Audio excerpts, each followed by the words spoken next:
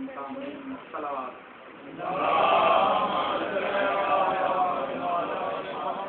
عزیزان محترم، میرے سے پہلے بہت اچھا مقرری نے پڑھا. موسم بھی کچھ گرم ہے اور وقت کی بھی قلت ہے، شاید میں آپ کو لوگوں جیسا محظوظ نہ کر سکوں، لیکن مولا کے مدافعوں میں اپنا نام لکھانے کے لیے میں یہاں پر حاضر ہوا ہوں. چند دنوں میں اپنی نفرت کی شرک کو جو ہے وہ میں ختم کر دوں گا. سب سے پہلے کہ ماہ رجب المرجب کے سلسلے میں محبت الجنان میں لکھا ہوا ہے کہ رجب کے بہشت میں ایک نہر کا نام ہے. رجب بہشت میں ایک نہر کا نام ہے کہ جو نہر دودھ سے زیادہ سفید ہے اور شہد سے زیادہ میٹھی ہے. اور دودھ سے زیادہ سفید ہے اور شہد سے زیادہ میٹھی ہے. یہ شخص اس میں ایک دن روزہ رکھے گا.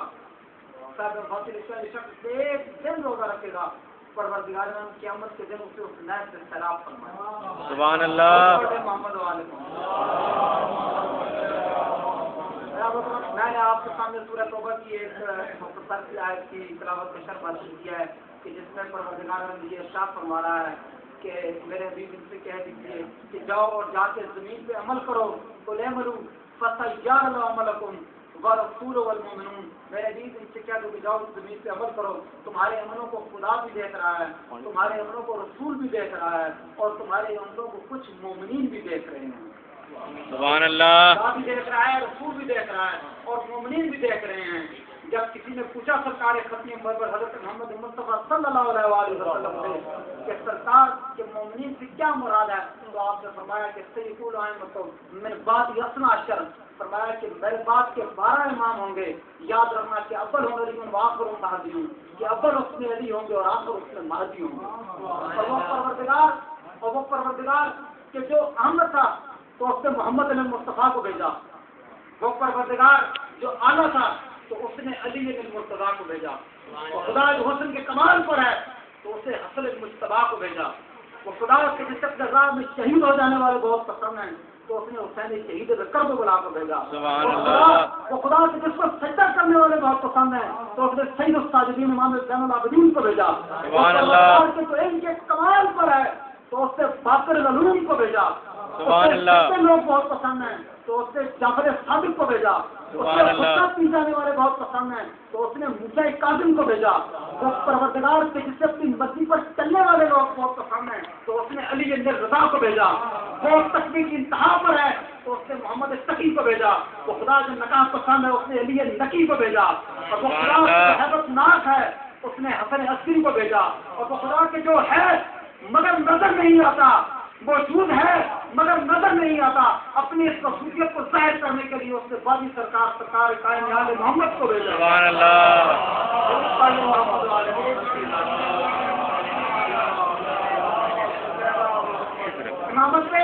امامت پہ سورہ بنی اسرائیل کی مجھے آیت کا نشان بھول گیا. یہ 71 ہے، یہ 81 ہے.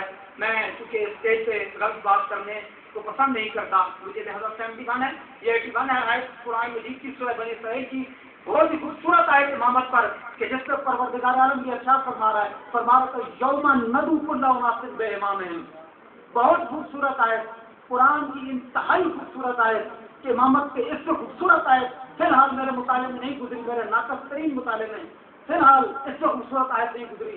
ایک اتنی خوبصورت آیت کہ میں یہ چاہتا ہوں کہ میں اپنے سننے والوں کے لیے اس آیت کو ہدیہ کروں کہ جو آیت سنیے گا جان موٹر بہت وجہ سے کہ جو آیت کہ جس آیت کو آپ جس وقت آپ لکھیں تو یاد رکھیں اس کے 5 جملے بنیں گے، 5 حرف بنیں گے. اس آیت کو لکھیں گے تو فقط 5 حرف بنیں گے اور جب اس کی ٹرانسلیشن کریں گے تو اس کے 14 حرف بنیں گے. آیت میں پڑھتا ہوں، کاؤنٹنگ آپ کریں. ایسا پڑھتا ہوں آگے سے اسے آپ دیکھیں کہ آیت کے باقی 5 اور 14 میں ہی آ جاتی ہے کہ سب سے پہلے کہ یوما ایک، ندو کلا مناسن بے امام. اب اس کے ترجمے میں جاتے ہیں کہ یوما سے ہر فک کے لوگوں کی مراد ہے کہ اس سے مراد ہے قیامت کے دن. قیامت کے دن ہم ہر انسان کو بلائیں گے اس کے امام کے ساتھ. سب سے پہلی قیامت کے دن ہم ہر انسان کو بلائیں گے اس کے امام کے ساتھ سبحان اللہ 14 بنتے ہیں. عزیزان محترم، میں آپ کو بتاتا ہوں کہ ہم کس امام کی امت لیتے ہیں کہ بہت خوبصورت ہے کہ جس پر لکھیں تو 5 حرف بنتے ہیں اور ٹرانسلیشن کریں تو 14 حرف بنتے ہیں. اس سے زیادہ اور اس سے کم اس آیت سے نہیں ہے. آپ دیکھیں کہ جو انسان پہلے زمانے میں پہلے امام کو ماننے والے ہیں وہ پہلے امام کے پیچھے جنت میں جائیں گے. جو دوسرے زمانے میں دوسرے امام کو ماننے والے ہوں گے وہ دونوں اماموں کے پیچھے جنت میں جائیں گے. فقط دوسرے امام کے پیچھے نہیں، دونوں اماموں کے پیچھے جنت میں جائیں گے. جب تیسرے زمانے میں تیسرے امام کو ماننے والے ہوں گے وہ تینوں کے تینوں امام کے پیچھے جنت میں جائیں گے. جو چوتھے زمانے میں چوتھے امام کو ماننے والے تھے وہ چاروں کے چاروں اماموں کے پیچھے جنت میں جائیں گے. جو پانچویں زمانے میں پانچویں امام کو ماننے والے ہیں وہ پانچوں کے پانچوں امام کے پیچھے جنت میں جائیں گے. جو چھٹے زمانے میں چھٹے امام کو ماننے والے ہیں وہ چھوں کے چھوں اماموں کے پیچھے جنت میں جائیں گے. جو ساتویں زمانے میں ساتویں امام کو مانتے ہیں وہ فقط ساتویں امام کے نہیں وہ ساتوں کے ساتوں امام کے پیچھے جنت میں جائیں گے. جو آٹھویں زمانے میں آٹھویں امام کو ماننے والے ہیں وہ آٹھوں کے آٹھوں امام کے پیچھے جنت میں جائیں گے. جو نویں زمانے میں نویں امام کو ماننے والے ہیں وہ 9 کے 9 اماموں کے ساتھ جنت میں جائیں گے. جب 10ویں زمانے میں 10ویں امام کو ماننے والے ہیں وہ 10 کے 10 امام کے پیچھے جنت میں جائیں گے. جو 11ویں زمانے میں 11ویں امام کو ماننے والے ہیں وہ 11 کے 11 اماموں کے پیچھے جنت میں جائیں گے. ارے ہم تو 12ویں زمانے میں 12ویں امام کو ماننے والے ہیں، ہم 12 کے 12 کے ساتھ جنت میں جائیں گے. سبحان اللہ. ضرور بات محمد والے محمد. میرے مولا کی فضیلت میں مجھ جیسا گنہگار انسان کی کیا بیان کرے کہ سرکار ختم برکت اس وقت کیا ہے کہ سرکار معراج پر جاتے ہیں اور معراج پر سرکار ختم برکت جس وقت جاتے ہیں تو معراج سے جاتے ہوئے وہ منزل آ جاتی ہے کہ جہاں پر سرکار ختم برکت بیٹھ جاتے ہیں. جناب جبرائیل کہتے ہیں کہ سرکار آپ کیوں بیٹھ گئے؟ کہا کہ جبرائیل یہ کچھ اونٹ گزر رہے ہیں ان کی قطاریں کچھ کم ہو جائیں تو جبرائیل میں پھر گزر جاؤں گا.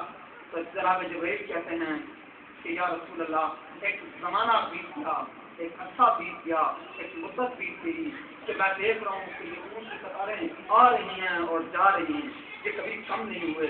تو سرکار ختم برکت حضرت محمد مصطفیٰ صلی اللہ علیہ وسلم کہ سرکار اٹھتے ہیں اور اٹھ کر دیکھتے ہیں کہ آخر ان اونٹ کے اوپر کیا چیزیں لگی ہوئی ہیں، ان چیزوں پہ کیا چیزیں لوڈ ہیں. جس وقت وہ آگے بڑھتے ہیں اور آگے بڑھ کر دیکھتے ہیں جیسے ہی اونٹوں کے اوپر سے وہ کپڑا اٹھاتے ہیں تو اٹھا کر دیکھتے ہیں کہ اس میں کسی بھی علی کی عبادت لکھی ہے، کسی بھی علی کی شجاعت لکھی ہے، تقویٰ لکھا ہے، سبحان اللہ. علی کی عبادت لکھی ہے. اور میرے مولا کی جملہ کہتے ہوئے سنائی دیتے ہیں. مولا فرماتے ہیں کہ رضی میں کس وقت جبارے سنا کہ علی راضی ہے پروردگار عالم، میں راضی ہوں میرے مالک تیری اس تقسیم پر.